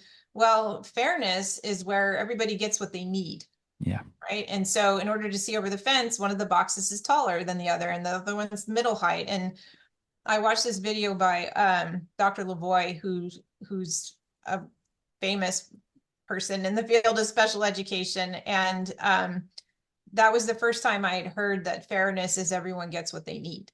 yeah, And that has stuck with me. And that's the foundation I work from in special education, that every child who is in special education, who qualifies for special education services, is getting what they need to be successful, not to, you know, blow everybody away and, run past everybody or whatever. It's what they actually need on a daily basis to be successful. yeah. Is that frustrating for you? Like teaching and training people to go into that space? And what kind of things do you think about when you while you're doing that?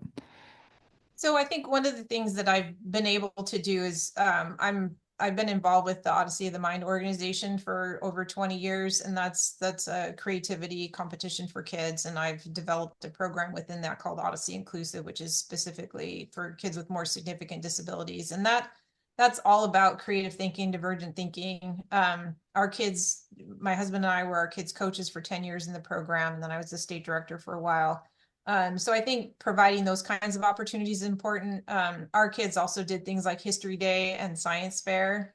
And so we really tried to, and Hannah did robotics, Beck's robotics for a couple years as well. So we always tried to like supplement the school experience with some of the more creative researching, experiences. And I think that's served both of them really well throughout their academic careers and now in the careers that they've chosen as well, because they are creative thinkers, they are problem Yeah. solvers, and they gained that through things like Odyssey of the Mind and History Day and Science Fair, because those types of programs force them to, okay, here's a problem, you need to solve this creatively. No one's going to give you the answer. You have to discover that answer for yourself. And my husband's a scientist, I'm an educator, and so we value that type of thinking and definitely wanted our kids to develop that as well. So we were, fortunate to be able to provide those opportunities for them, because um, and those are always seen as the nerdy kinds of things and, Yeah. and things like that. But they also gain some really important life skills through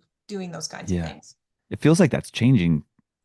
Just from my perspective, it feels like it's not seen as like nerdy anymore. It's just another thing. Right. Yeah, it's Yeah. just it's just something else you can do now. Yeah. That's a really interesting way of looking. I haven't really thought of it like that, where you still have the school part, but it's like sports, right? You Mhm. you you have sports, but hey, here's all these other things you can try and do too if you You want. develop the whole child, Yeah, the whole like you said, child. academics is one part, and then you need to see what other opportunities you can provide through sports or academics or what have you, um, that can grow the whole child. Yeah. So I'm kind of hearing like a lot of people just throw their kids into school and that's their education. But you have to, as a parent, you really have to, here's part of it. This Right. is just part of it. And Yeah. you might be in a system or a company that you follow these rules just like school does. But here's where you can be an entrepreneur, here's where you can Hmm. work with be an artist, or here's where you can do all these other types of things because Yeah. that's the whole when we think about it. Yeah, there's debate, there's mock trial, there's all different types of, future farmers of America. There's like a lot of different ways, Girl Scouts, Boy Scouts, all kinds of things where you can um, really tap into different things, and it's important to provide a lot of different experiences so they can find things that they're passionate about. Yeah. Can you talk a little bit about Odyssey of the Mind? Like when I was looking, I looked at the website before we started talking. I was like, this looks amazing, actually. And you've been a part of it for a long time, it sounds like. Long time. Yeah. Yeah. The program's been around since the 70s. It was founded by Dr. Sam Nicholas. He was a professor at Rowan University, and he gave his engineering students a task. It wasn't the cardboard canoe kind of standard thing, but he said, you need to get a device across this pond without any obvious propulsion attached to it. And so that got some attention every year, and then parents are like, hey, we'd love to see our kids do something like this. So eventually over time, Odyssey of the Mind was came to be. And so every year the organization puts out problems related to vehicle and a technical problem, a balsa wood structure, a classical history, performance, and then one for primary kids in kindergarten through second grade. And teams of kids look at the general problem that's been put before them, and they try and solve that as creatively as possible. And the end result is an 8-minute theatrical performance where the kids have done everything. They've written the script, made all the prop scenery and costumes, created any technical elements, and they perform that in front of trained judges. And the goal is for the judges to look at that performance and say, how did they come up with that? Like they had these general directions, and how did this performance come to be? Um, so they perform at regional tournaments, and then the team is also asked to solve a problem on the spot. And so they do Oh, their wow. performance, they get feedback, and then they're brought into another room and they have no idea what the problem's supposed to be. And they're presented it and they're given 10 minutes to solve it right there. And Oh, so it's an amazing way for kids to figure out how to work together, how to solve problems on the spot. They have to talk through their thinking with the officials that are there. So it really helps with processing and talking to adults and sharing how they think and so on. So it was an amazing opportunity. It draws a lot of neurodivergent kids because it's all about different yeah. thinking, creative thinking. So we see a lot of neurodivergent kids in the program. And yeah, it was an amazing opportunity for our kids. They really learned a lot. And our daughter in particular was very shy. And so it was a wonderful way for her over time to develop comfort being in front of people, talking to adults. Um, so yeah, I was Paul and I were our kids' coaches for 10 years. And then they asked me to step in as the volunteer state director for California, which I did for 10 years. And then, like I said, I really felt like there was an opportunity for kids with more significant disabilities to participate. And so we're in our third season now. But I take one of the Odyssey of the Mind problems and I write the script for the teams. And it incorporates different special ed focus areas like self-advocacy, healthy eating, friendships, those kinds of things. So I incorporate those ideas into the script, and there's singing and dancing, which is always a big hit. And then I've written accommodated problems that they have to solve on the spot as well, so they get the full experience. But it's been great. There's very few visual and performing arts programs for kids with disabilities that are appropriately accommodated. Yeah. Um, so there's been quite a bit of interest, and it's just been amazing to see the kids do their performances. I couldn't even imagine like having a kid who isn't like bound. I bet you guys get surprised every year like how like the creativity that they come up with where Absolutely. because I feel like as I get older, it's harder to stay in that like childlike play state, Hmm. right? And when I Creative thinking, yeah. yeah, now that I have kids, and I'm like, well, how are you tying these two dots together? Yeah, But exactly. I look at my 2-year-old, and I'm constantly saying this. I said to my wife today at least 3 times, like, I think she's smarter than me. She's this creative In a kid right lot of here. ways they are because Yeah, they don't have those adult filters, yeah, right? yeah. They're just able to think and say whatever they want It's and think, free. make Yeah, connections, and they're not hindered by, well, that really doesn't normally go together. Well, they don't have to worry about that because they haven't had the experience of saying no, those things don't go together. yeah. Um, so so yeah, it's an amazing program. I'm honored to have been a part of it, and I'm excited that the folks at the national office have been so supportive of Odyssey Inclusive and the opportunities that it provides for kids with disabilities. So how different are the Odyssey inclusive kids than the I don't want to normal's the wrong word, but the Yeah, the regular kids who kids? participate in Odyssey of the Yeah. Mind, they're kids who have more significant disabilities. So, more significant autism or Down Okay. syndrome, more developmental, more significant developmental disabilities. And so we accommodate however it needs to be accommodated. We had a team in Connecticut who didn't feel comfortable memorizing their lines. And so the teacher read the script and they acted out the whole play, and it was incredible. It gives me goosebumps just thinking about it. And the kids ended up learning their lines. Like you could see them mouthing the words through the whole Yeah. performance. But for them, it was more comfortable Yeah. to have the teacher read the script and they acted out and did their singing and dancing. So yeah, whoever's on the team, we're going to accommodate for whatever their needs are. That's incredible. It sounds like what you were talking about with pole vault, right? You just created a tribe Mhm. for these kids or a place Right. where they could feel like they could be themselves too, which Exactly. And we're seeing some pretty cool positive behavioral outcomes, like yeah. pre-participation, post-participation. I'm actually giving a presentation about that at a national conference in November. And Okay. we have some initial data from some of our participants in New York, and we're seeing some pretty decent improvements in behavioral outcomes, which is exciting. Yeah. Wow. That's so cool. Lynn, you're a Yeah. special person. It's pretty Oh, cool you're thank doing you. this So type of are stuff. you. Yeah, I appreciate you. Um, with this program, where's it going next? Or is it in every state? Can anybody access this? Or So is it any state that has Odyssey of the Mind, which is most of the states, okay? we can get an Odyssey inclusive program started. And even if there isn't an Odyssey of the Mind program, I've developed all the coach training materials and everything. Like I can work with local folks to get the program going. So it can go pretty much anywhere. Okay. It sounds really cool. I'm gonna have to look into this too. This is pretty neat. Um, yeah, this special education stuff's it. I'm just happy you're in it and we were able to talk about it. I didn't plan on talking about it at all, but yeah, Yeah, it almost feels like a big part of my history that right. was helpful that I feel almost shamed to talk about because as a kid you're not supposed to be in that class, you're a Yeah, different it type of it, it kid. definitely has a negative connotation to it, and I think like we talked about earlier, it's just all about recognizing that some kids need things to level the playing field. That's all that Yeah. it's about, is just providing equity and access. That I wish someone said that to me when I was a kid. We're just leveling the playing field. Like, Yeah, yeah, and need that this would have helped a lot. accommodation because like our son has severe dysgraphia, which is a handwriting issue. His handwriting looks like hieroglyphics.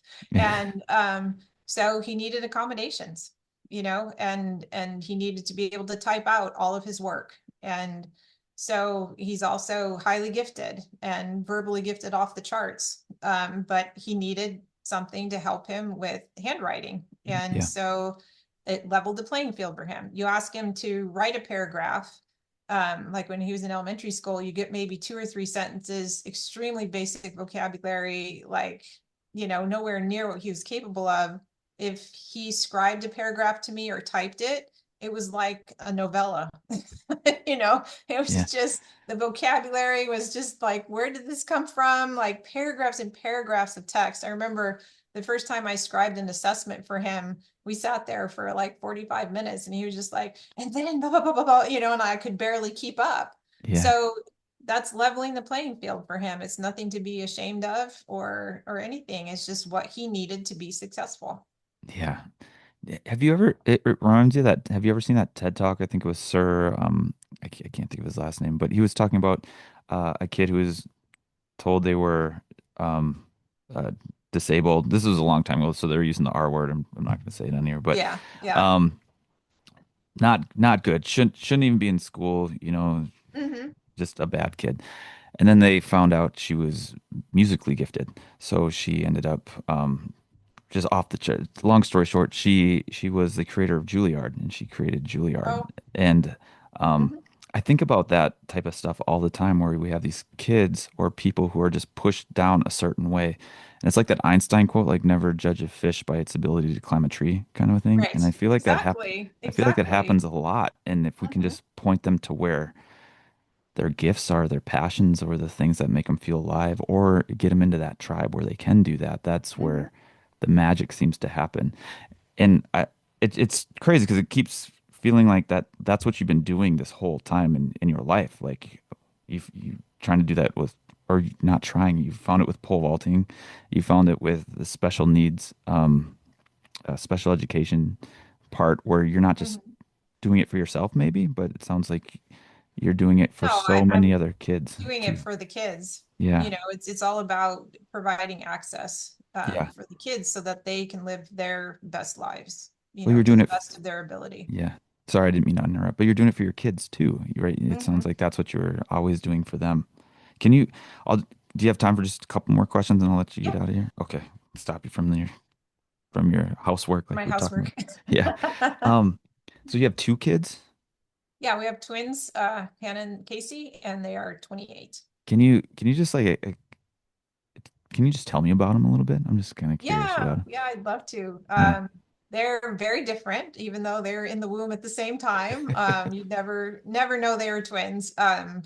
Casey is 6'1", Hannah's 5'1", and they're both, blonde hair, blue eyed, but just very different personalities as well.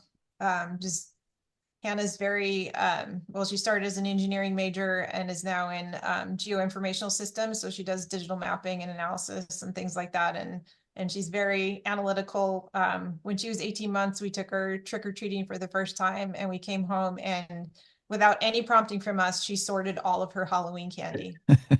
So there were the chocolates, there's the suckers, there's the bubble gums, like it was like perfect. Yeah. So that's her brain, very much an analytical, organizing brain, and she's in the perfect field for that. It really has suited her well, and she's doing very well. Um, Casey is very much more of a thinker, analytical, philosophical, deep thinker. And so he ended up getting his undergrad and master's in political science. And then wasn't really sure what he wanted to do with that. And so moved up to Seattle where he had some friends and ended up getting a job. He applied for just tons of jobs because he needed a job, right? Yeah. And he ended up in the job coaching space. So he's job coaching for adults with disabilities. Oh, that's cool. Yeah, it's really cool. It's his niche for sure. I thank God every day that that's the job that worked out. He was actually a peer mentor for students with disabilities where he got his undergrad and master's degree.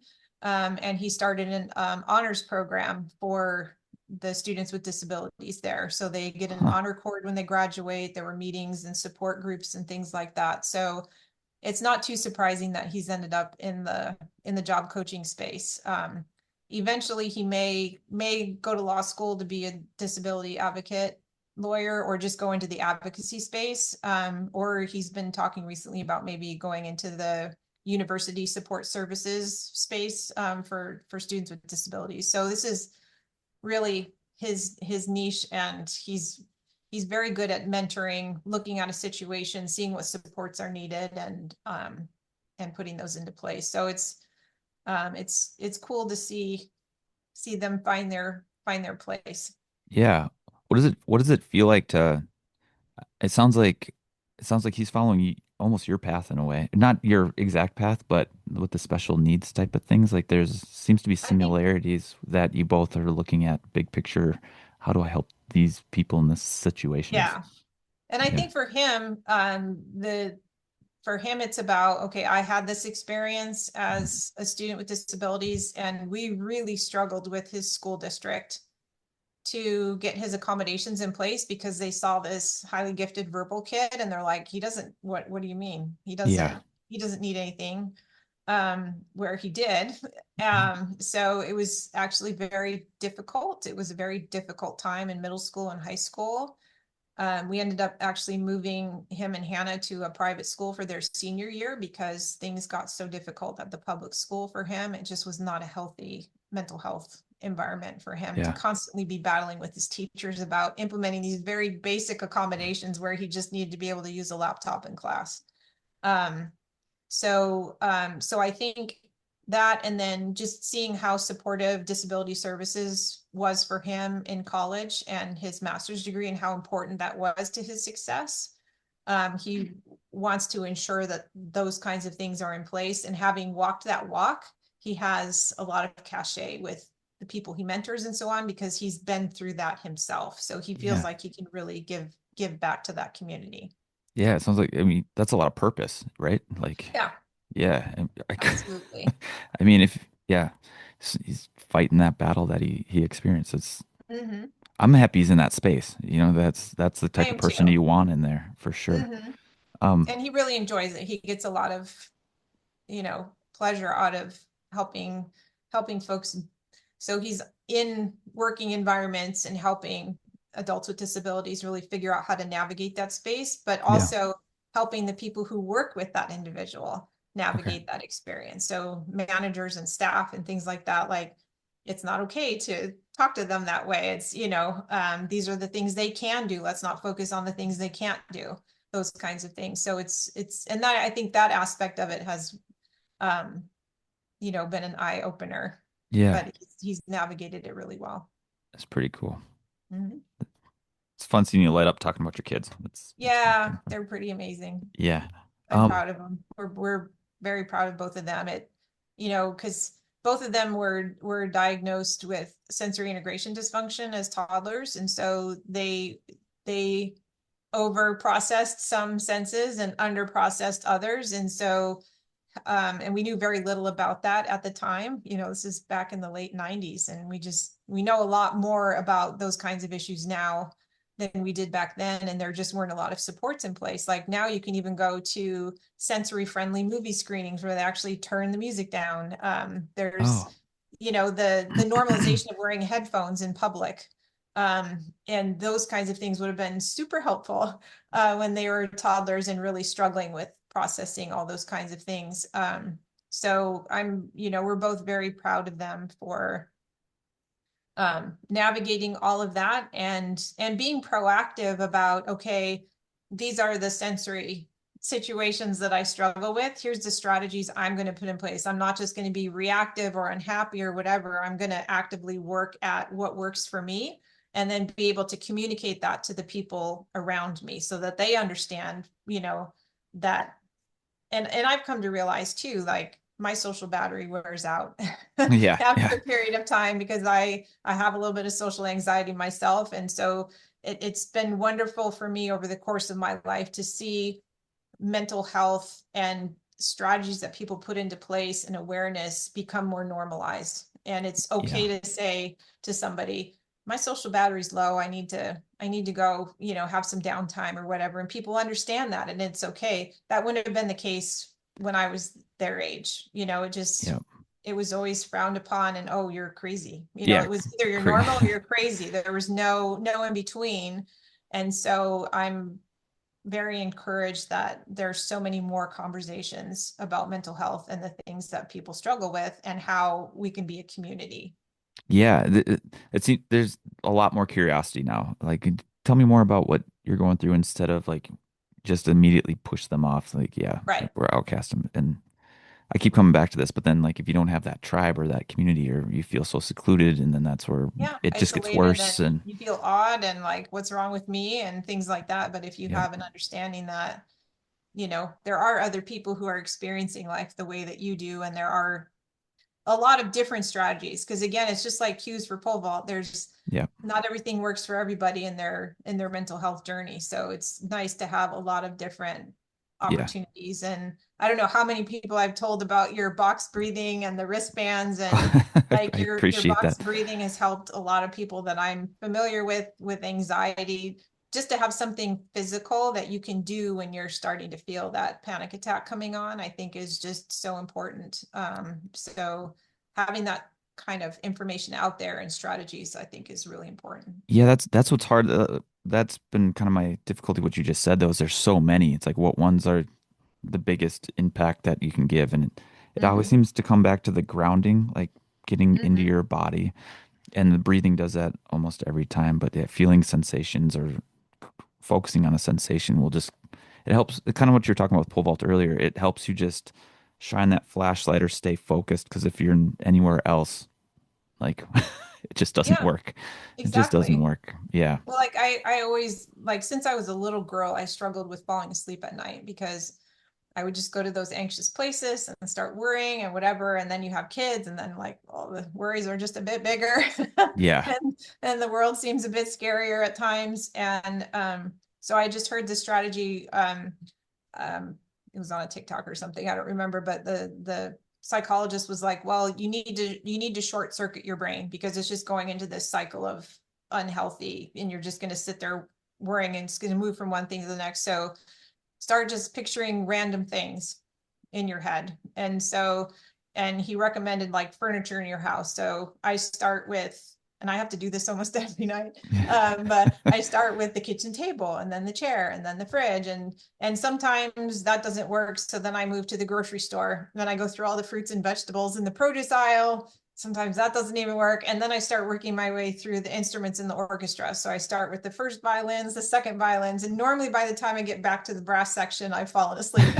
I But haven't it's, heard that one. That's things cool. like that. Like if I had had that when I was a kid, I would have been a lot less anxious as a child because I wouldn't have worried every night about going to sleep. I would have slept a lot better, so it's just awareness, and not everything works for everybody. You have to Yeah.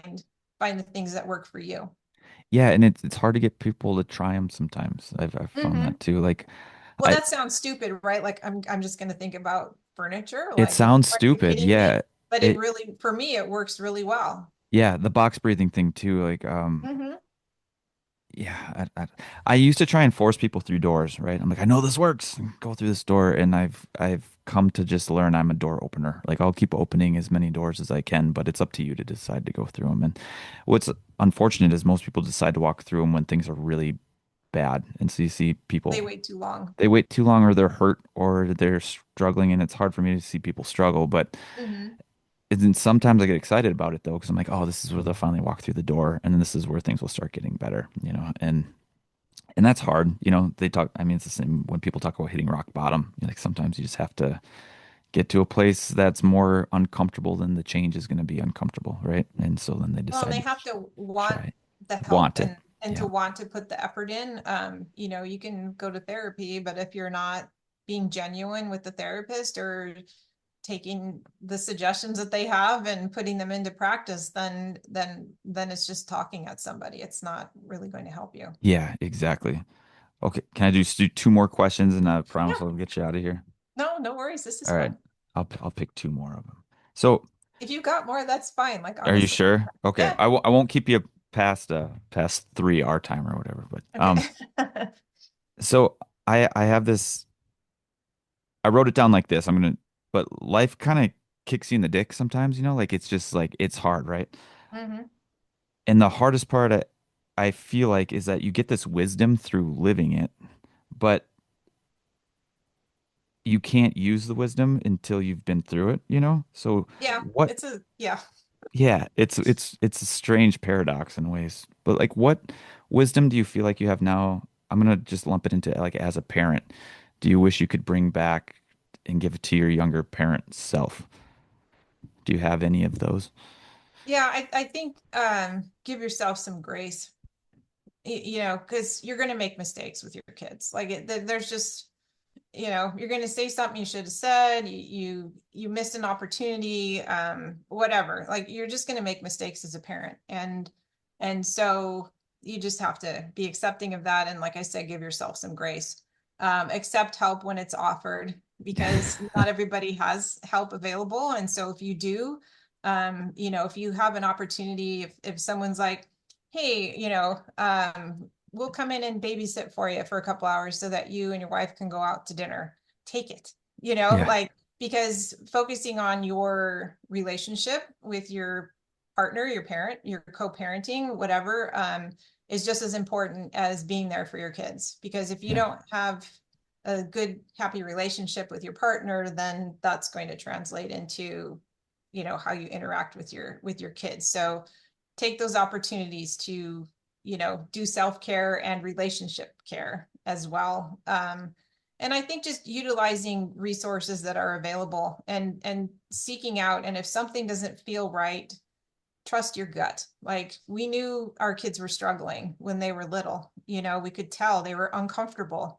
We didn't know how they were uncomfortable, but they were uncomfortable. And so we happened to find a pediatrician who was on the forefront of things, who understood sensory integration issues. And so we got some information. There wasn't a lot to work with back then, but we at least had a little bit of understanding about how our kids were experiencing their world, which is different than a lot of kids. Yeah. And so, yeah, if something doesn't feel right, advocate for what your kids need. I think that's the biggest thing. And just you have them for such a short period of time, you know, Yeah. it's no lie, it's cliche, but you know, you blink and all of a sudden they're graduating high school. Like, how did that happen? Yeah.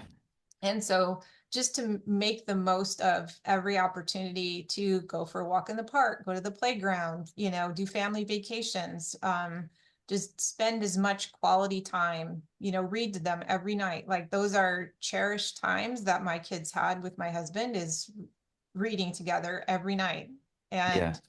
And so yeah, that's just you again, you have such a short span of time to give them everything you've got.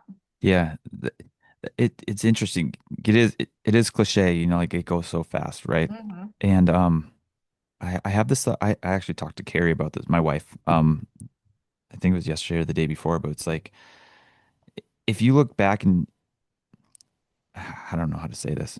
It feels like there's always this conflict. I don't know if you've experienced that too, where you're like, if I go out and spend time with my wife, it's taking time away from my kids. Or if I do this thing to fill my bucket, it's taking away, you know, a moment to read maybe a book with them. And I guess I wrestle with that all the time. And when I've kind of noticed when people look back and if they do regret something, they forget that maybe they were filling their bucket in that moment and that's what was needed. And Right. it's like you forget to look at the whole picture. Like, okay, Mhm. at that, and so I guess we're trying You really can't lose hard. yourself to be a parent. No, You know, it kind of goes you back to have you have to fill to your own bucket to fill somebody else's, right? exactly. Yeah, Yeah. for sure. Yeah. Yep. And yeah, I don't know. I just, It's a balancing act. It's tough yeah. in the moment to make those calls, make those decisions, but you do have to practice self-care.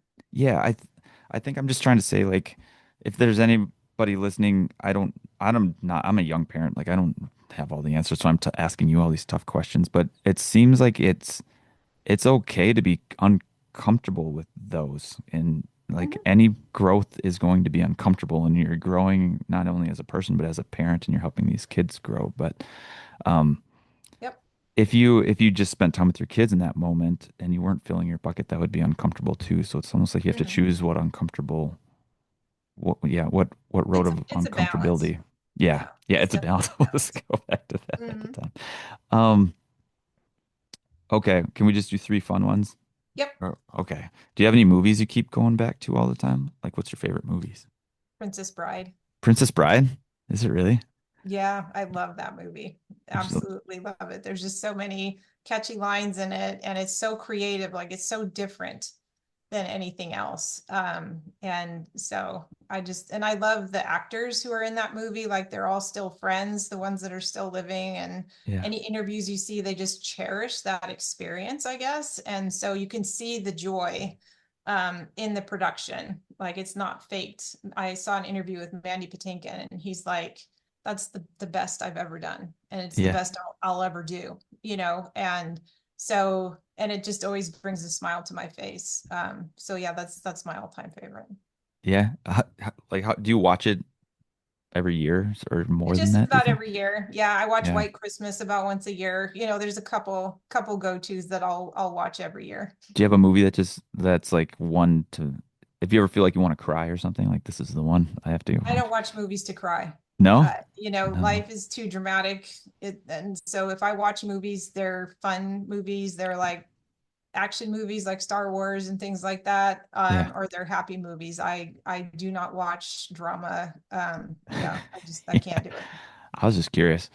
Yeah. I'm comedy's my go-to for sure all the time too. Hmm. But every year I gotta watch It's a Wonderful Life. That one always I Yeah, just I've and seen I that I, on your socials. I Yeah. cry every time. It's terrible. Okay, last question here. Why and I feel weird asking this, but why have you been so nice to me over the years? Is that a weird question? Like you No, just it's like I guess not. I mean, I think because we haven't even met, right? And no, you've we been so haven't met. nice. You've made blankets for my kids, when they were born, No. and you're just Um, so nice. you're a real person in every sense of the word. Like you're genuine, you're real, you care about people, you're out there. The work that you do is to improve mental health, which I think is so important, and to bring awareness to that. And, you know, I was so bummed that I missed your talk at Reno because I was really looking forward to that. So I hope you have an opportunity to do that again in the future because I think it's so important.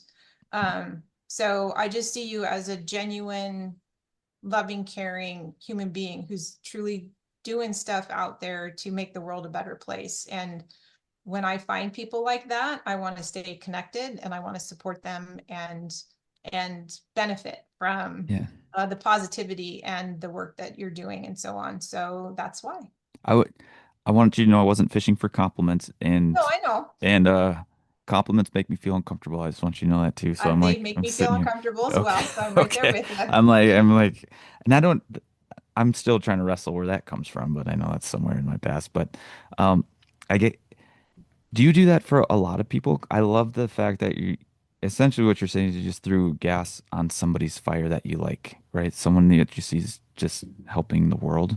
Like I It's would not a lot of people that I've found that connection with, to be honest with you. really. So you're in a pretty rarefied air. No, I feel the same about you. That's why I wanted to do a podcast with you. I was like, I don't know what I can do, but if I can shine a little bit more light on everything that you're doing, hopefully it helps people grow that way too. I But appreciate that. yeah, It's been a great conversation. yeah, I want to thank you so much. I know we talked about everything from pole vault to to parenting to special ed and No, it's everything in great. between, but I don't know. I just wanted to get to know you more because we've had little bits on social media, and I mean, we've Hmm. had long paragraph conversations too. But Yeah.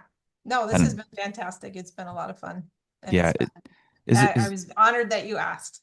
yeah is there any last thing maybe you just want to either say to people looking into pole vault, or is there anything else you feel you'd like to promote, or kind of like a last thing you'd like to say? I think it's just important to find things that you're passionate about and pursue them, even if people don't believe in you or dissuade you or try and get in your way. Everything I've done in my life, you know, when I was born, because of a health condition my mom had, the doctor told them that I'd be developmentally disabled and would, you know, not accomplish much in life. They were told that the day I was born, you know, and Jeez. my parents never held me back. They're just like, you want to do this? Sure.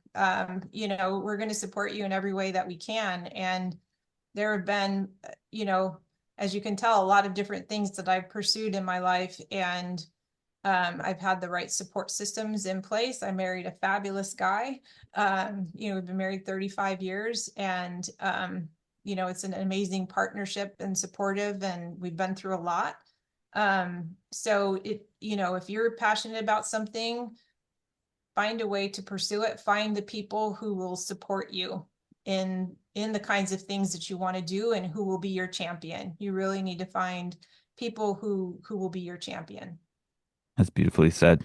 I love that. That's the best way to end this. But I, thank you so much for your time. Thank I, you so much. I yeah, really enjoyed it, and we'll have to chat again soon.